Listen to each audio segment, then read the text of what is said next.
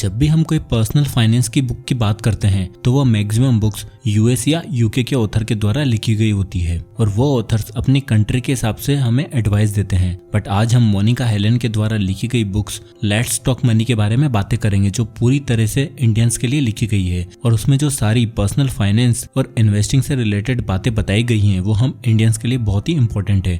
तो आज मैं आपको इस बुक से 4 ऐसे लेसन्स बताने वाला हूँ जिन्हें हम स्टेप बाय स्टेप देखेंगे। तो उसमें हम सबसे पहले देखेंगे कि हमें किस तरह अपने पैसों को मैनेज करना है, उसके बाद हमें अपने प्रोटेक्शन के लिए अलग से फंड इकट्ठा करके रख देना है और फिर हम किस तरह अपने पैसों को इन्वेस्ट कर सकते हैं, जिसके लिए ऑथर हमें स्टॉक मार्केट सजेस्ट करती है जिससे कि हम अच्छे खासे रिटर्न पा सके। तो ये सारे लेसन आज हम इस बुक से सीखेंगे, तो इसलिए इस वीडियो का एंड तक देखना बहुत ही जरूरी है। So let's begin. Lesson number 1, the money box. हम कभी भी पैसों के बारे में बात नहीं करते हैं क्योंकि यह टॉपिक हमारे लिए अनकंफर्टेबल होता है और क्योंकि हम पैसों को डिस्कस नहीं करते हैं इसलिए हम पैसों को सही से मैनेज भी नहीं कर पाते हैं। इसलिए ऑथर हमें सजेस्ट करती है कि हमें हमारी फाइनेंशियल लाइफ को एक मनी बॉक्स की तरह ट्रीट करना है और इस मनी बॉक्स में आप अपनी इनकम जो कमाते हो, अब वो चाहे जॉब करके कमाते हो या फिर आपका कोई बिजनेस है, उस इनकम को आपको अपनी मनी बॉक्स में डालना है और उस मनी बॉक्स से आप अपने लिए खर्चे करोगे और वही मनी बॉक्स आपके फ्यूचर में इन्वेस्टमेंट और इमरजेंसी के लिए भी काम आएगा। आपने बहुत से लोगों से सुना होगा कि वो अक्सर ये बोलते हैं कि उन्हें पता ही नहीं रहता है कि उनके पैसे कहाँ पर चले जाते हैं और मेरे पास तो कुछ भी पैसा सेव नहीं है।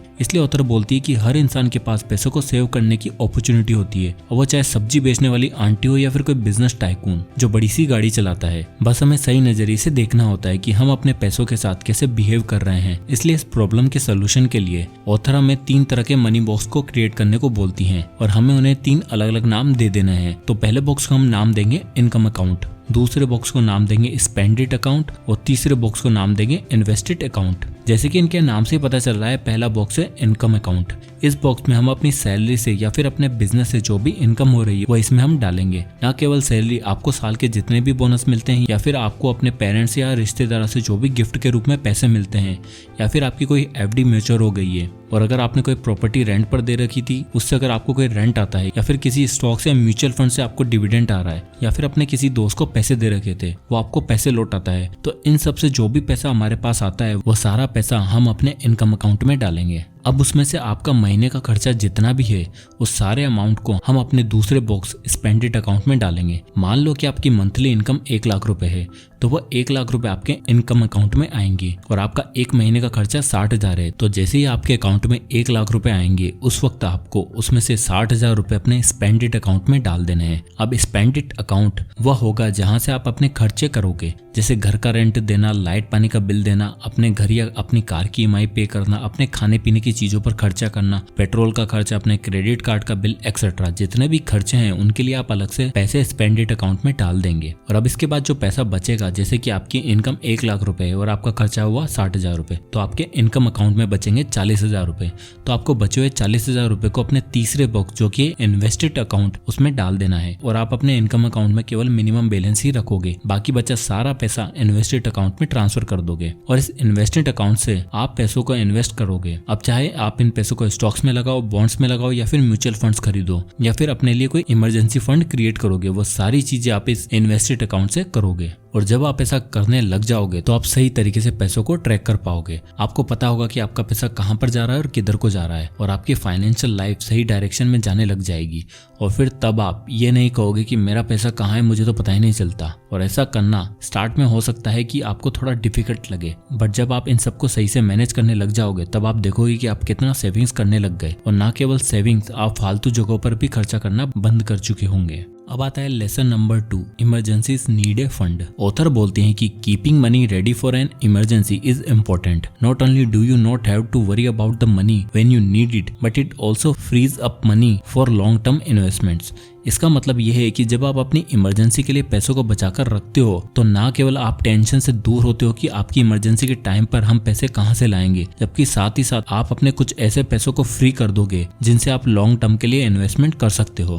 क्योंकि बहुत से ऐसे लोग होते हैं जो लाखों रुपए अपने सेविंग्स अकाउंट में रख देते हैं जहां पर उन्हें बहुत ही बेकार रिटर्न मिलता है और अगर उनसे पूछा जाए कि आप ऐसा क्यों करते हो तो उनका जवाब होगा कि यह पैसा हमारी इमरजेंसी में काम आएगा। क्योंकि अब उन्हें कोई आइडिया ही नहीं होता है कि उन्हें इमरजेंसी के लिए कितना पैसा रखना है तो वो बस अपने सारे पैसों को ही रख देते हैं, जबकि उन्हें केवल जितनी जरूरत है इमरजेंसी में पड़ सकती है उतना ही रखना है, बाकी पैसों को उन्हें काम पर लगाना है, यानी कि इन्वेस्ट करना है। अब सवाल आता है कि इमरजेंसी होती क्या है और उनसे कैसे डील किया जाए। ऑथर के अकॉर्डिंग इमरजेंसी दो तरह की होती है, पहली प्लान्ड इवेंट्स और दूसरे अनप्लान्ड इवेंट्स। आप अपनी कार के बारे में सोचो, आपको पता है कि आपकी कार की सर्विस ड्यू चल रही है, तो कार की सर्विस में पैसा लगने वाला है और अगले 7-8 सालों में आपको एक नई कार की भी जरूरत पड़ेगी। तो ये सारी चीजें प्लान्ड है और हमारी लाइफ में बहुत सारे प्लान्ड एक्सपेंसेस होते हैं, जैसे कार खरीदना, अपने नए घर के लिए डाउन पेमेंट रखना या फिर किसी फॉरेन कंट्री में हॉलीडे के लिए जाना। तो ये सारी चीजें हमें पता होती है कि फ्यूचर में इन चीजों पर खर्चा होने वाला है। बट इसके अलावा हमारी लाइफ में कुछ ऐसे एक्सपेंसेस आ जाते हैं जिनके बारे में हमें कोई प्लानिंग ही नहीं की होती है, जैसे कि अपने कार का एक्सीडेंट हो जाना, अचानक से कोई ऐसी बीमारी का आ जाना जिस पर काफी खर्चा हो जाए, या फिर किसी कारण से आपका बॉस आपको नौकरी से निकाल दे, या फिर जैसे 2020 का पैंडेमिक जैसी सिचुएशन जिसके लिए शायद कोई भी तैयार नहीं था। तो ये सारे इवेंट्स अनप्लान्ड होते हैं और इसी कारण से हमें इमरजेंसी फंड की नीड होती है और इस फंड को आप केवल इन अनप्लान्ड इवेंट्स में ही काम में ले सकते हो, उसके अलावा इन्हें आपको हाथ भी नहीं लगाना है। अब हम कितना फंड इमरजेंसी के लिए रखें, सवाल ये आता है। तो आप 6 महीने से लेकर 2 साल तक का इमरजेंसी फंड अपने लिए अलग से रख सकते हो, बट ये सब आपकी पर्सनल सिचुएशन पर डिपेंड करता है कि आपको कितना फंड रखना चाहिए। बट एटलीस्ट आपके पास 6 महीने के एक्सपेंसेस जितना फंड तो अलग से होना ही चाहिए, जिससे आप जरूरत पड़ने पर काम में ले सको। अब आता है lesson number 3, building your protection. जब भी हमें वायरल फीवर होता है तो उस वक्त हम अपनी कॉस्ट के बारे में ज्यादा नहीं सोचते हैं, क्योंकि हमें पता है कि उसमें ज्यादा पैसा खर्च नहीं होने वाला है और इतना तो हम अफोर्ड कर ही लेंगे। और जब बात होती है कोई सीरियस बीमारी की, जैसे कि सर्जरी, लिवर इन्फेक्शन या फिर कोई बड़ी बीमारी, इन सब में हमारा काफी पैसा खर्च हो जाता है और यहाँ तक कि हमारी मेजर सेविंग्स भी कुछ ही दिनों में मेडिकल के बिल को पे करने में निकल जाती है। इसलिए इस बुक के ऑथर बोलते हैं कि अगर क्या हो कि हमारी सारी ये फीस कोई और पे कर दे तो कितना अच्छा होगा, और उसके लिए आपके पास एक अच्छा मेडिकल इंश्योरेंस होना भी बेहद जरूरी है। एक अच्छा मेडिकल इंश्योरेंस कवर ले लेते हैं तो फिर हमें पता है कि हमारी मेजर सेविंग्स इसमें नहीं जाने वाली है और एक बड़ी इमरजेंसी को इंश्योरेंस कंपनी कवर कर लेगी। और ऑथर सजेस्ट करती हैं कि अगर आपका ऑफिस भी आपके मेडिकल को कवर करता है तब भी हमें हमारी तरफ से एक इंश्योरेंस कवर लेना जरूरी है। ऑथर बोलती हैं कि हमें मेडिकल कवर के साथ साथ एक लाइफ कवर इंश्योरेंस भी साथ में लेना चाहिए, क्योंकि कल अगर आपको कुछ हो जाए तो आपकी फैमिली को एक इंश्योरेंस कवर मिल जाएगा, और अगर आप घर में अकेले पैसे कमाने वाले हो तो फिर तो लाइफ कवर आपके लिए बिल्कुल जरूरी है। इस तरह आप एक मेडिकल कवर लेकर और एक लाइफ कवर लेकर अपने आप को किसी भी इमरजेंसी के लिए तैयार रख सकते हो। साल के कुछ हजार आपके आने वाले लाखों बचा सकते हैं। अब आता है lesson number 4, finally we are investing. हमें पता है कि इन्वेस्टिंग करना कितना इंपॉर्टेंट है, बट फिर भी हम इन्वेस्टिंग नहीं कर पाते हैं क्योंकि उसके कई सारे रीज़न हो सकते हैं, जैसे पैसों का ना होना, हमें चिंता रहती है कि कहीं हम पैसे गंवा ना बैठे, या फिर हमें पता ही नहीं है कि इन्वेस्ट करना कहाँ पर है, और ये सब एक्सक्यूजेज हम अपने आप को देते रहते हैं। ऑथर के अकॉर्डिंग आपको जितना जल्दी हो सके इन्वेस्टिंग स्टार्ट कर देनी चाहिए। अगर आप महीने के 1000 रुपए से भी स्टार्ट करोगे तो आप साल के 12,000 रुपए इन्वेस्ट कर चुके होंगे। बट बहुत से लोगों का सवाल होता है कि हम इन्वेस्ट करें कहाँ पर। तो ऑथर के अकॉर्डिंग सबसे बेस्ट जगह इन्वेस्ट करने की जो है वो है स्टॉक मार्केट, यानी कि आप इक्विटी में इन्वेस्ट कर सकते हो। बट जब बात शेयर मार्केट की आती है तो लोगों का ये परसेप्शन बना हुआ है कि स्टॉक मार्केट तो एक गैम्बलिंग है जिसमें आपका लक चला तो आप अमीर और नहीं चला तो आप बर्बाद। बट ये अप्रोच सही नहीं है। स्टॉक मार्केट कोई इंस्टेंट बनाने वाला नूडल नहीं है, जबकि यह तो एक ऐसी डिश है जिसे आप धीरे धीरे पकाते हो और उसका स्वाद लेते चले जाते हो। इक्विटी में इन्वेस्ट करने का मतलब आप एक बिजनेस में पैसा लगाते हो। तो यह काम कैसे करता है इसके लिए हम एक डिटेल एग्जांपल से उसे समझते हैं। मान लो कि आपका एक दोस्त है जिसका नाम है राहुल। राहुल दिल्ली में रहता है और वो दिल्ली के सबसे बेस्ट बर्गर बनाता है, बट उसकी एक छोटी सी स्टॉल है जिसमें वो बर्गर बेचता है और काफी लोग उसका बर्गर खाने आते हैं। तो अब राहुल सोचता है कि उसे अपना बिजनेस को और बढ़ाना चाहिए, तो वो दिल्ली के कुछ और एरियाज में भी अपनी 5 नई शॉप ओपन करता है। क्योंकि अब उसने अपना बिजनेस बढ़ा लिया है तो उसके एक्सपेंसेस भी बढ़ गए हैं। उसे अब रेंट देना पड़ता है, नए नए लोगों को हायर करना पड़ता है। इसके लिए उसे 30 लाख रुपए की जरूरत है।